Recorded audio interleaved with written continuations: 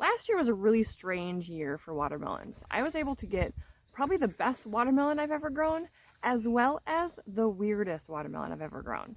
And I'm going to show you both of those in just a second. But I'm also going to share with you 5 reasons why I'm actually not going to be growing watermelons this year. Oh, thank you. I have food. She served me food. So one of the reasons I'm not going to be growing watermelons this year is because they take up a lot of space. Now, typically when you plant your watermelons, you plant them in a single mound and then they sprawl out from that mound.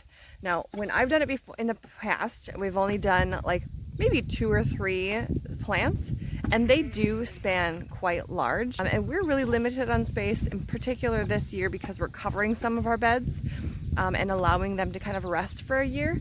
And so this year I just thought, I don't really want to devote the space to the watermelons this year. So that's one of the reasons. Another reason is they're actually just a really finicky plant. I don't do well with finicky plants because I cannot be out in my garden every single day. I do work outside of the homestead and tending to them every single day, making sure they have the adequate water supply, which watermelons need a lot of water. They are 90% water, hence their name. And if you don't give them an adequate water supply, they're going to have a strange texture and they're just not going to grow and develop properly for you. Another is actually timing. I got everything started really late this year. We went on a little family vacation and I usually would have had seedlings done, like started indoors beforehand. Watermelons would have been part of that. And I didn't do that because we were going to be gone. And so getting everything started late in a short growing season is not great for watermelons. You need a really long season. I believe it was like 100, I think it's like 100 days to harvest. I mean, at the earliest harvest for watermelons. And I mean, our growing season here in Minnesota, I mean, it's maybe 3 months.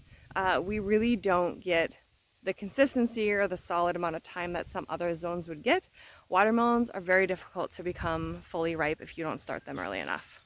Heat is another thing. They like a lot of heat. Here in Minnesota, our fluctuation of temperature is insane. We cannot really count on it to be a specific temperature for any long period of time.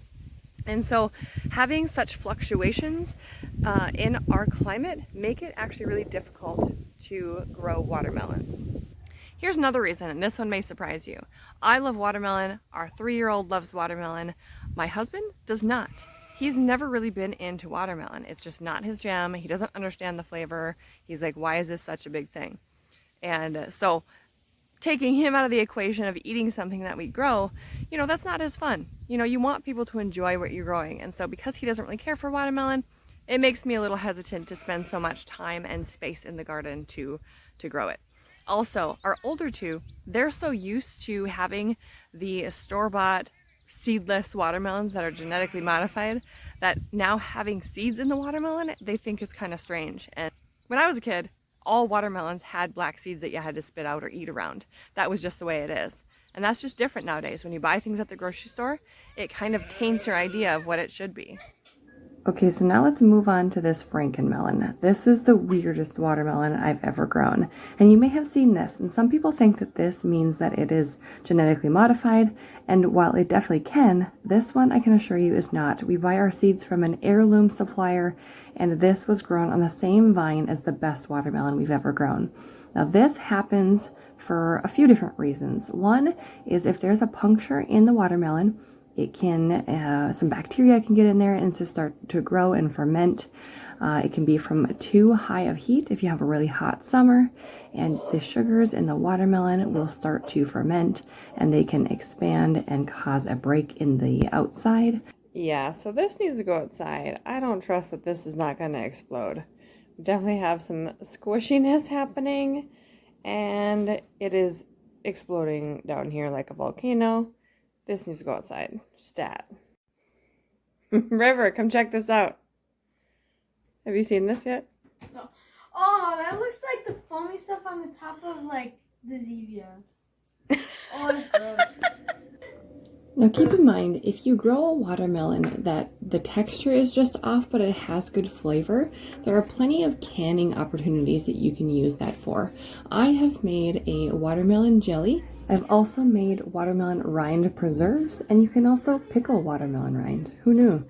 Oh, I know you're recording. Okay, so out of the 4 watermelons that we recently harvested, I'm going to cut into this one and see if this one is healthy or if it's a little funky as well.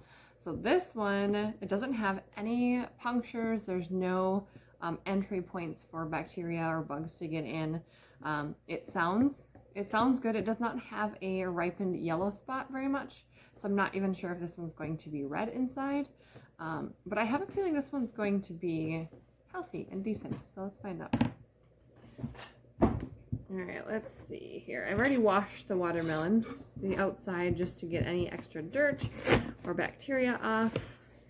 This one is splitting normally. We don't have any soft spots or anything weird. And, oh, this one's beautiful. Look at that. That one's gorgeous. And there's actually not very many seeds in here, which is interesting. It's just kind of a smaller watermelon. It smells absolutely perfect. There's no fermentation happening in this watermelon. These were on the same plant as the funky Frankenmelon. Do you guys want to try some? Yeah. Okay, come on over. Okay. We'll just cut it in little chunks for now. I thought you said that was fermenting. No, the other one. The other one is fermenting. This one is perfection. You gotta get that little seed out of there. Mm-hmm. Let's try it. What? You gonna try it? Are you in your little world over there? Oh, are you filming, June? Yeah. Oh, I want to be in the video. Is it good, June? June, Yeah. eat professional. Is it super Eat sweet? like a professional. Hello. Today I'm going to be trying Steryl's watermelon.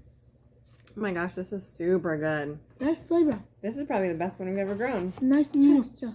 Yum. I have to say this is the best watermelon I've ever had.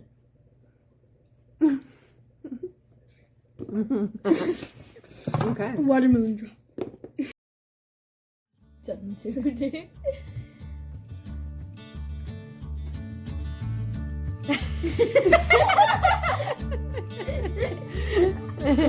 You can make a shirt out of this. Like, this is how my family acts in front of the camera.